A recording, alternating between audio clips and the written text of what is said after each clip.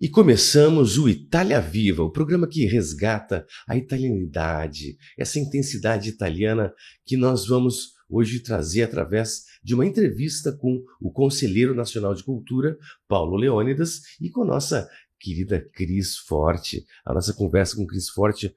Boa noite, como estão vocês? Tudo bem? Buonasera. Buonasera. Boa noite a todos. Boa noite a todos. Hoje nós invertemos os papéis, né, Luciano? Um pouquinho só, para fazer um pouquinho de diferença. Eu estou um pouco nervosa, assim. Tá nervosa? Em todo caso. Eu gosto de perguntar, mas vamos lá, né? O italiano não nega os desafios, é corajoso. Mas o nosso desafio aqui é muito agradável, muito poderoso. Por quê? Porque nós vamos falar sobre de que maneira, Paulo, você que é Conselheiro Nacional de Cultura, de que maneira as políticas de cultura podem colaborar no resgate dessa cultura italiana que foi trazida pelos imigrantes para cá e que em 2025 vai estar celebrando seus 150 anos. Bom, boa noite a todos. As políticas públicas, né, eu sempre comento isso, as políticas públicas em geral, e a cultura é mais presente ainda, porque a cultura é um elemento muito dinâmico na sociedade. Ela provoca essas coisas todas que tu comentaste de uma maneira inequívoca, mas é o que eu acho que nós agora temos um momento no Brasil, não tão recentemente, mas já há alguns anos, que a gente tem uma espécie de ainda não totalmente consolidada de política pública, certo? De política pública para a cultura. Para a cultura, certo? Obviamente que essas variantes, né, das várias etnias que compõem a nossa sociedade, elas não estão ainda contempladas de uma maneira muito específica, certo? Não existem políticas assim para a imigração japonesa, a imigração alemã e tal. Para os indígenas, para os indígenas, não existe uma política para isso. Na verdade, ainda estamos assim num caldeirão, né? E obviamente fica isso um pouco, às vezes, sob o jugo assim do governo que está exercendo. Então as coisas vão mais para um lado, vão mais para o outro. O barco pende para um lado, pende para o outro. Mas eu pergunto em relação aos italianos, Paulo, pelo seguinte, porque no Rio Grande do Sul são 4 milhões de descendentes de italianos, ou seja, 4 milhões de pessoas têm o pai ou têm a mãe que são de origem italiana, certo? É a maior comunidade italiana fora da Itália. A maior comunidade que tem ascendência italiana fora da Itália. E nós nunca tivemos, eu não me lembro, não me recordo, pelo menos, posso estar enganado, um momento em que nós nos direcionássemos, nos focássemos nesse legado cultural. Tivemos ou não tivemos? Não tivemos. Não tivemos. Políticas públicas, não.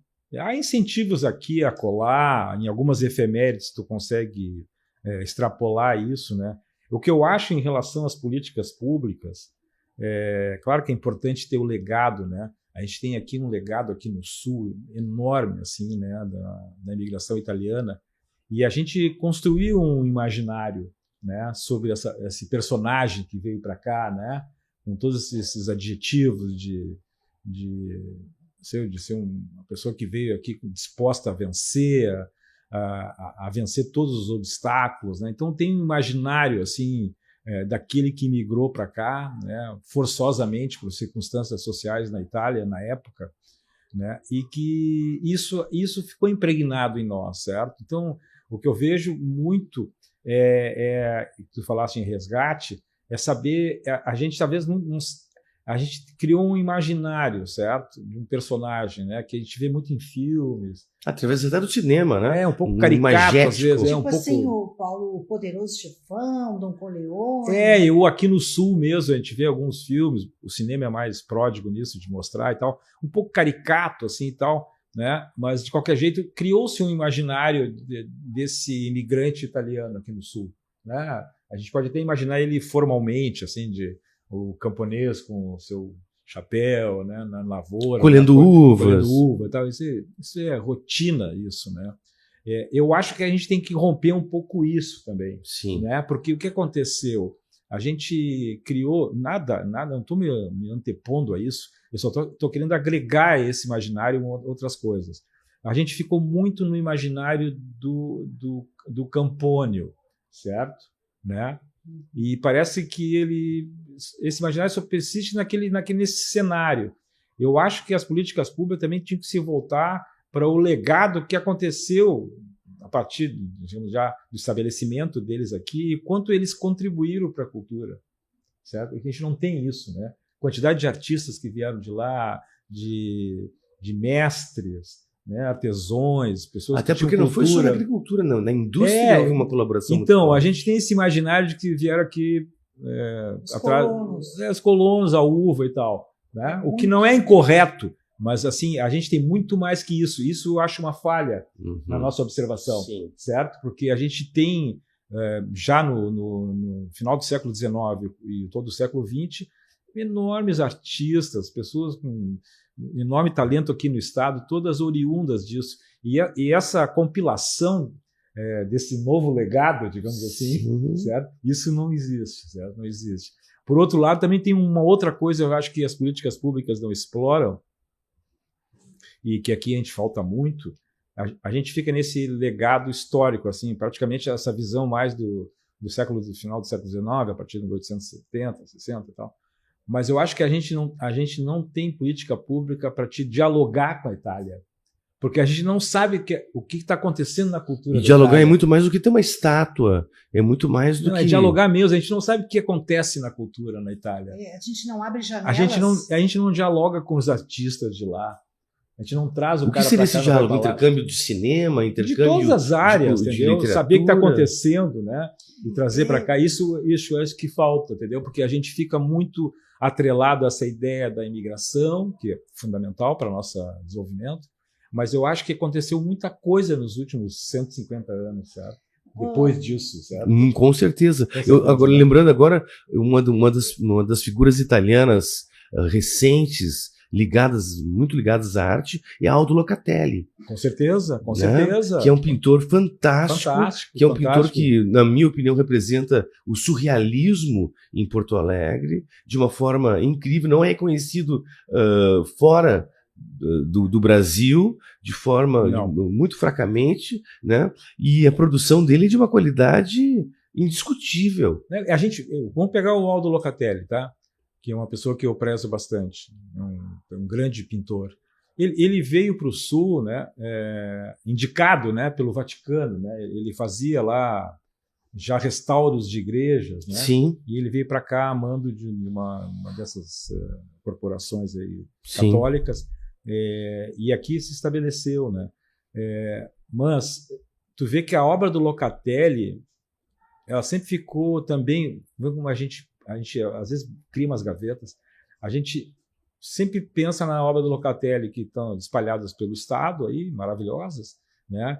Mas não sabe nem o que o Locatelli fez antes de vir para cá, né? Porque ele ganhou um título lá, Il Mago del Colore, do governo italiano, antes de vir para cá. Sim. O Mago das Cores. Ele ganhou lá na Itália um prêmio famosíssimo. E era um artista premiado na Itália. Na Itália, ele veio, e com formação pesada, assim, certo? Sim.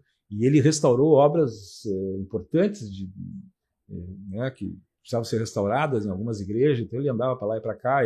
Ele tinha uma personalidade já, digamos assim, andante, né? Um cara que não começou aqui, né? Não começou aqui, né? Não. Então, o fato de, como é que o cara surgiu aqui? As pessoas não pensam muito isso, né? Parece que o cara veio assim, surgiu como se fosse uma mágica. Caiu de paraquedas, né? Então, isso que eu digo do legado, né? Eu acho que o legado recente é muito importante, certo? Paulo, estava te ouvindo e talvez seja um fato a comemorar que o nosso historiador, o professor Edson Hutzner, da PUC, vai desenvolver uma exposição sobre Tito Livio, a bandeira do Rio Grande do Sul, e também sobre os lanceiros negros em Bolonha, agora, este ano, no mês de junho. Os italianos são muito bons. Assim, aliás, o professor Paulo tem um livro publicado sobre o episódio do escreveu um romance sobre os lanceiros negros. Dos lanceiros negros. Escreveu um pequeno romance sobre os lanceiros negros. Sim. Peguei uma carona do Shakespeare, escrevi uma espécie de Romeu e Julieta. Tropical. Ali naquela época lá. Mas o fato que eu acho é que, assim, eu tenho um exemplo que eu vou dar, né? uns anos, não faz muito tempo, eu fui novamente a Roma e tal, e acabei indo, que eu nunca tinha ido, tá? Eu fui lá o Museu della Repubblica, lá que né? Pô, entrei lá no Museu da República, num certo andar lá, tinha um andar praticamente, obviamente, em homenagem ao Garibaldi, certo? Eu digo, pô, legal, né? Lá.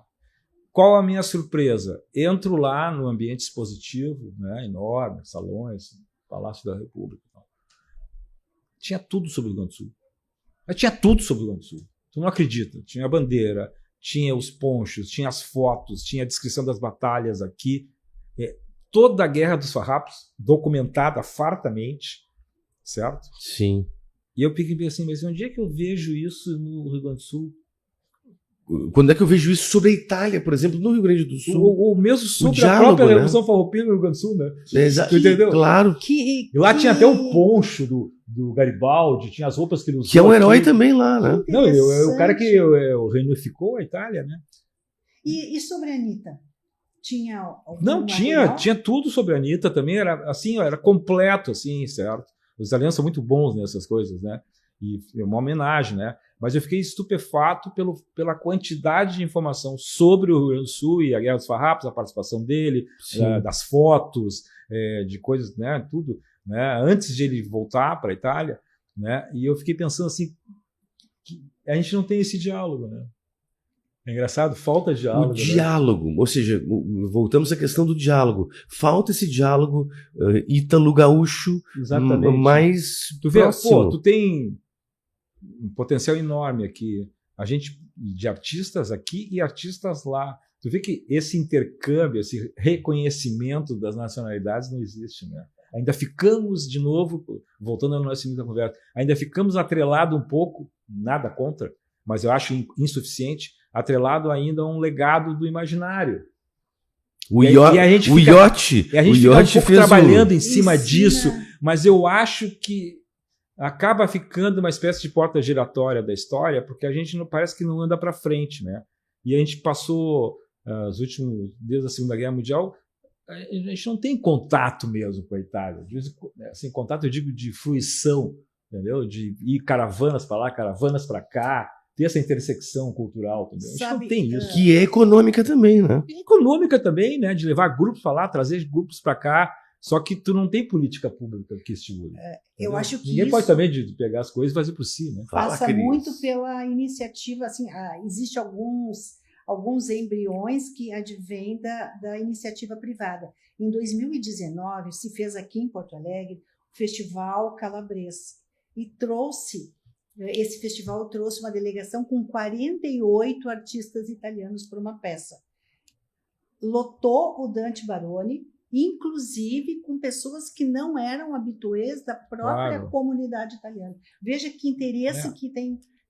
Eu não descreio que existem assim fatos que aconteçam, que tem esse diálogo, mas eu acho que a política pública é a única maneira de tu garantir a continuidade. Com certeza. Porque essa consistência, se tivesse uma política pública ao lado dele, teria no seguinte, daqui a 2 anos, ia passeando, né? Hoje estaríamos na 6ª ou 7ª versão. Né? Então, assim, eu acho que política pública é para isso, né? Para te dar continuidade ao trabalho, né? E eu acho que a gente, do ponto de vista econômico, né, a gente também transita pouco com a Itália, né? Então, eu acho que a gente ficou muito atrelado a essa história da abordagem mais do imaginário, dos nossos historiadores, tal, que eu acho que perfeita, mas a gente desconectou com a Itália. E tu, Paulo? Modernamente, isso eu quero dizer para ti. Sabe que um dos episódios que me fez adentrar no universo da italianidade foi uma palestra que eu assisti na Sociedade Italiana sobre a Renascença, em que veio uma palestrante formada pela Universidade de Massachusetts, né? Uma escritora chamada De Mello, que é uma americana que fala português porque os pais são açorianos, e ela deu uma palestra maravilhosa e foi lá na Sociedade Italiana. O salão estava absolutamente lotado, lotadíssimo. Ou seja, o interesse pela cultura italiana, pelo que acontece em Florença, o que acontece em Bolonha, sangue, né? Ela transcende. Tem um potencial econômico incrível. É uma pena que realmente não tem política pública para isso, assim, entendeu? Né? Porque é a única maneira da gente poder financiar, ter recurso, levar os artistas, trazer para cá, entendeu? E também o governo, digo o Estado, não digo nenhum governo que está no lugar, mas o Estado em si, a gente não tem assim acordos bilaterais culturais eficientes com a Itália. E como um conselheiro, o que o conselheiro de cultura nos aconselha para que a gente comece sim, este movimento de aproximação? Eu acho, primeiro, assim, teria que formar uma espécie de um comitê, certo? E para fazer esse diálogo, né? Um grupo de pessoas que estão indicadas para que procurem mecanismo para isso. A Itália tem muitos mecanismos de financiamento, né? O Fundo Europeu, né? Eles transitam para lá e para cá. É uma pena que isso não acontece no Brasil, né? Eu vejo assim, exemplo, a França tem muito mais contato com o Brasil atualmente. Tu vê seguido festivais de música francesa, festivais de cinema francês, né? O Festival da Canção Francesa. Tu vê como os franceses têm mais inserção, né? Já tem alguns mecanismos institucionais dele, mas tu vê que a França tem uma certa comunicação com o Brasil do ponto de vista da cultura. Acho que a Aliança Francesa desempenha um papel a Aliança Francesa, né? Claro, os consulados e tal. E os franceses têm essa ideia, eu acho, um pouco da cultura, do diálogo da cultura, mas eu acho que a Itália ela é fundamental para nós, certo? E a Itália produz uma cultura muito moderna, muito contemporânea. Se tu pensar no design, pensar na música, tu pensar no cinema, a Itália está o top 10, certo? No mínimo, top 5. O top 5 do mundo. Em termos de cultura, de produção cultural, certo? E a gente não tem essa produção conectada conosco. Essa conversa está super interessante, mas agora nós vamos dar uma chamadinha nos nossos inabaláveis comerciais.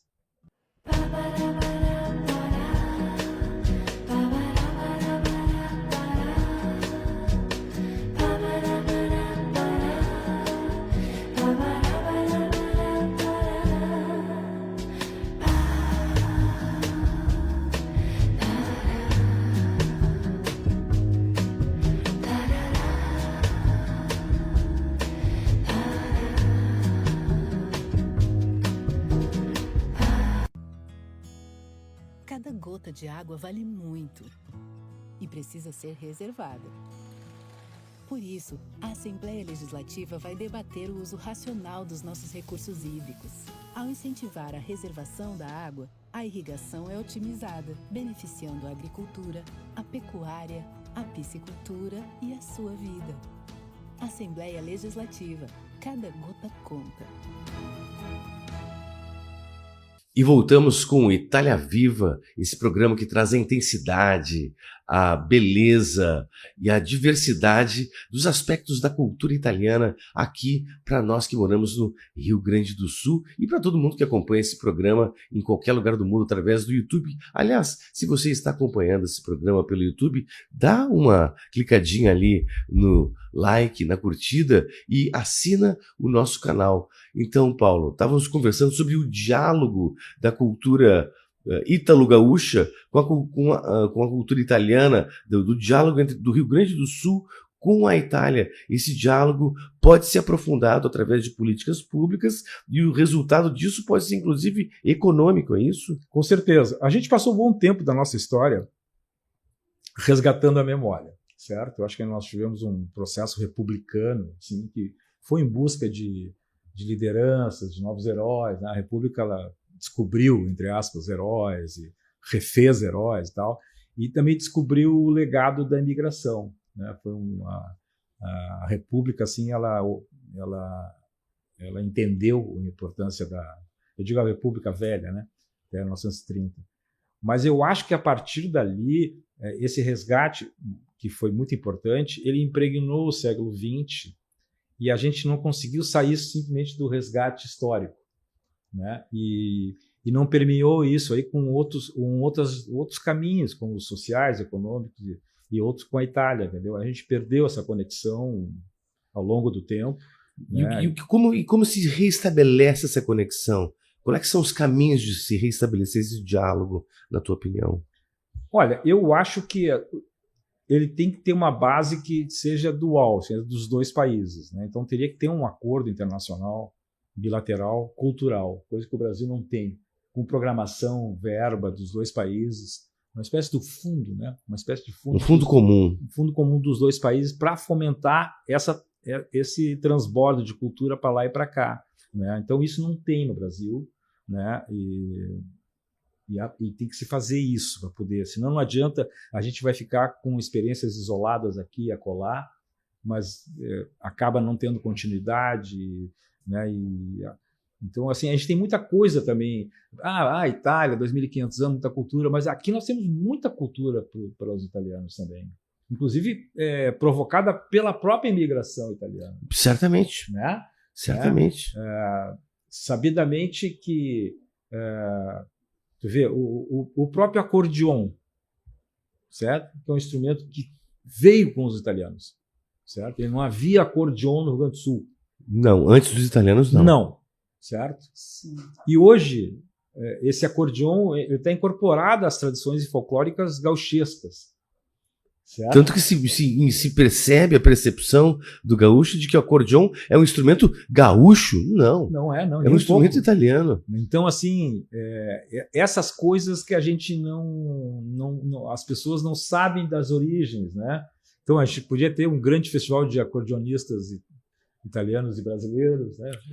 Coisas assim, entendeu? Sabe, né? Por exemplo. Paulo, a propósito, nesta Settimana Italiana, edição 2025, uma das atrações é justamente a apresentação de corais ítalo-brasileiros, de cidades do interior que vão vir para cá para discutir. Mas, como tu disseste, né, é uma iniciativa privada da sociedade italiana, né? Eu acredito piamente que o governo italiano, se houvesse uma comitiva, né, institucional, no caso, e procurasse os caminhos corretos, certamente esse fundo comum poderia ser montado, porque beneficia as duas economias. Correto? E é um momento propício, porque como nós estamos celebrando 150 anos, existem uma série de parlamentares.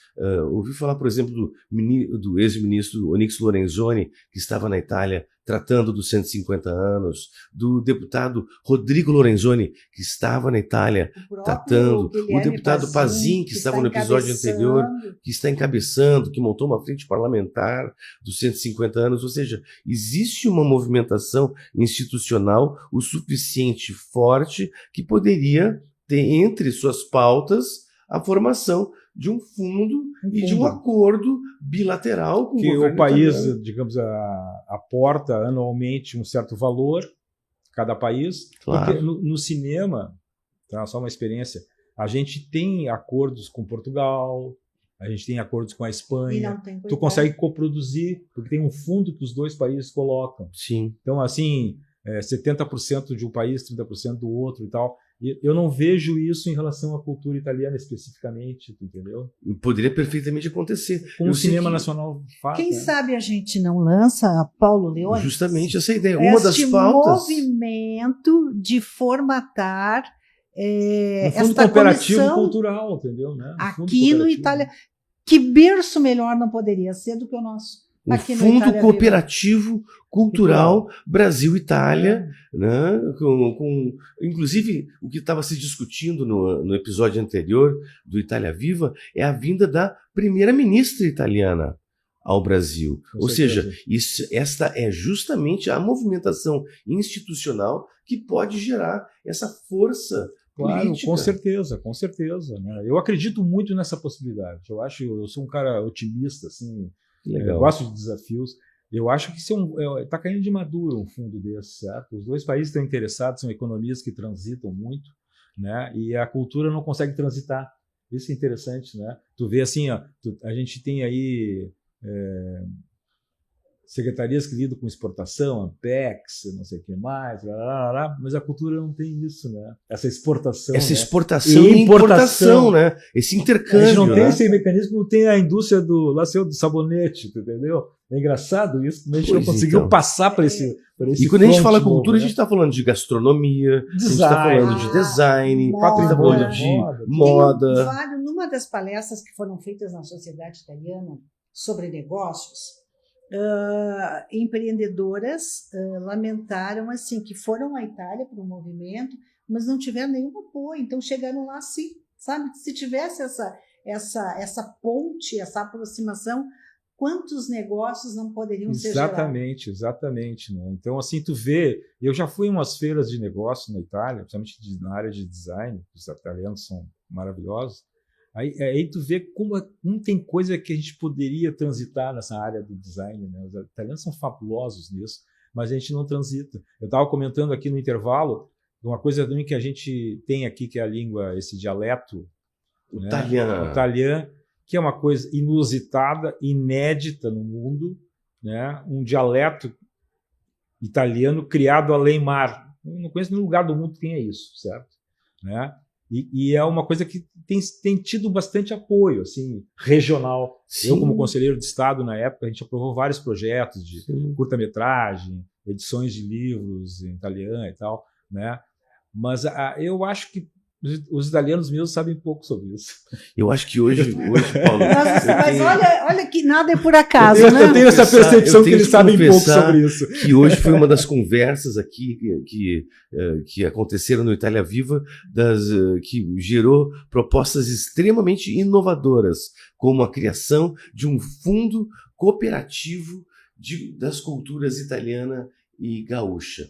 Mas nós estamos chegando ao fim do Itália Viva. Passa rápido. Passa muito rápido quando a conversa é boa. O que é bom passar rápido, né? Olha, eu não sei. Eu acho que quando a conversa é inteligente, interessante, o tempo voa. Mas nós vamos ter mais Itálias Vivas e boas festas para você que está assistindo esse episódio. Uma boa noite.